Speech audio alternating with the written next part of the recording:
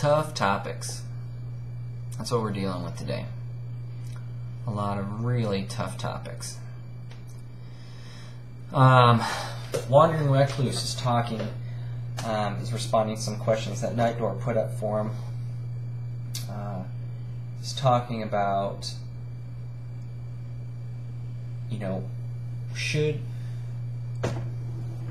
why would an atheist want to stop a Christian from having his delusions about Christianity? And Recluse basically says, well, he shouldn't. He shouldn't stop a Christian from having his delusions. The problem is when those delusions go from in your mind to on my back. So my two thoughts on the issue are this. First, we should avoid imposing our beliefs on others as much as we possibly can. And I know Christians hate it when that kind of thought goes out, but let me clarify. What I mean by that is this. Christianity is for Christians. It's for believers. Jesus' ethic, as well as the gospel, right? The gospel is that we're worse than we think we are. God is better than we think He is. He has died and resurrected for us in Christ. And faith in Him is all that we need to have. And because God is so good and has died on the cross for us in Christ, because He's so good, then I can obey Him. Not I obey Him so that God will be good to me. That's magic. When you do something to appease the gods so that they will do things for you, that's magic. However, when God has already done something great for you, and because of that you love Him so much that you obey Him, that's the gospel. But that's for Christians. That life, that belief structure, living that way is for Christians, and it's not something that we should impose on non-Christians. So the imposition of our beliefs in that way shouldn't go that way. We shouldn't tell non-Christians, okay, let me explain this. We should tell them the gospel. We should point out what we believe their sin is. I think we have a right to do that in way of freedom of speech in the United States, is what I mean to say. And even if we didn't live in a country that allowed that, then I think it would be our duty to show a lost world the error of their ways. I think atheists do the exact same thing, which is okay. It's okay, and they should tell us, hey, just so you know, I don't think there's heaven or hell, and I think this God thing is something that you made up to make yourself feel better. If they're honest, if they really believe that, they should do us a favor and tell us. And I think that that's how ideas work. That's how they're telling us, and we're telling them, and we're going about, and we're trying to muddy through this and work and come to a conclusion. I think that's okay. But I don't think we should impose our moral structures and faculties. I think it would be okay to say, hey, atheist, non-Christian, I don't think you should have sex outside of marriage. I think it breaks God's heart. I think we should do that. I don't think we should make it illegal. I don't think we should impose that on them. Christ certainly didn't make the, before He would have a talk with the Samaritan woman at the well, hey, I know you're sleeping around. I need you to take about a year, not sleep around. When you've done that, then come back and we'll talk. He didn't do that. So I don't think we should expect non-Christians to do that, and I think Recluse is totally right. We shouldn't put that morality on his head. However, it's impossible not to impose your beliefs on other people, and in a democracy at least. And that's kind of what I mean. We vote every day. We're going to disagree on things, and we're going to agree on things. We're going to come to certain points. And we're going to impose our beliefs and our thoughts on other people via voting and other types of things like that. So, a lot of people and a lot of non-Christians will say, well, don't legislate your morality. Well, the thing is that they legislate morality. That's what we do. That's what legislation is a collective belief in a certain morality and a certain ethic. We do that every day. So,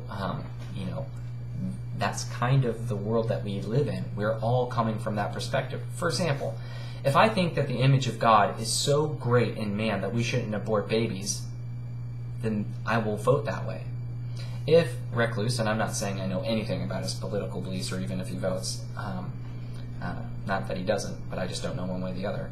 But if he were to say, well, man is the apex of creation, as far as we know, there is nothing of more value than a human life.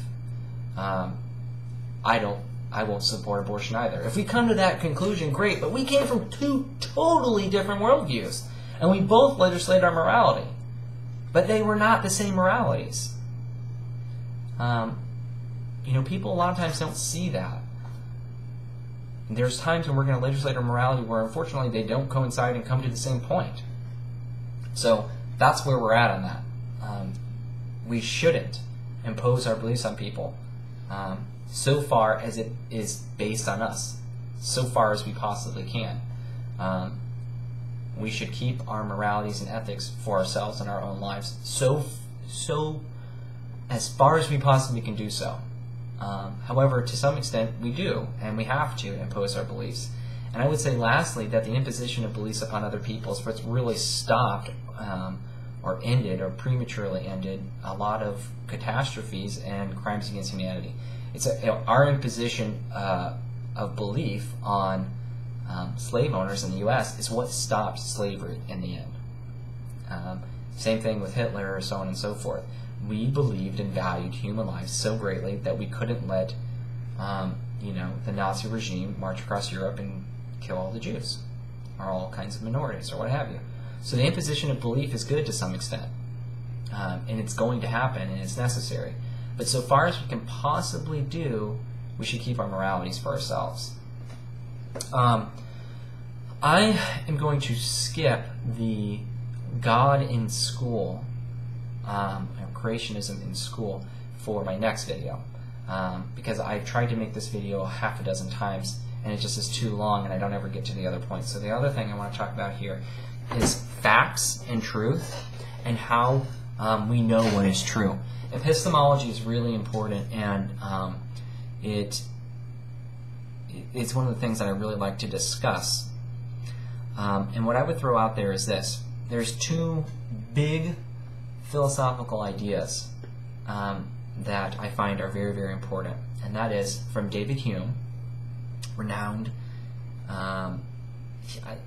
agnostic, atheist, people differ on what it was, but renowned non-believer. And Immanuel Kant, who was a transcendentalist, if I remember right. I think he was a Christian. So like a believer and a non-believer. And this is kind of what we have here. But they both have very important thoughts on beliefs and reality. Hume is going to say that all beliefs are feelings. All the beliefs that we have about reality are things that we feel are true, and that's why we believe them.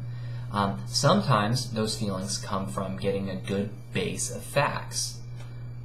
We believe in gravity because every time we drop something, it hits the ground.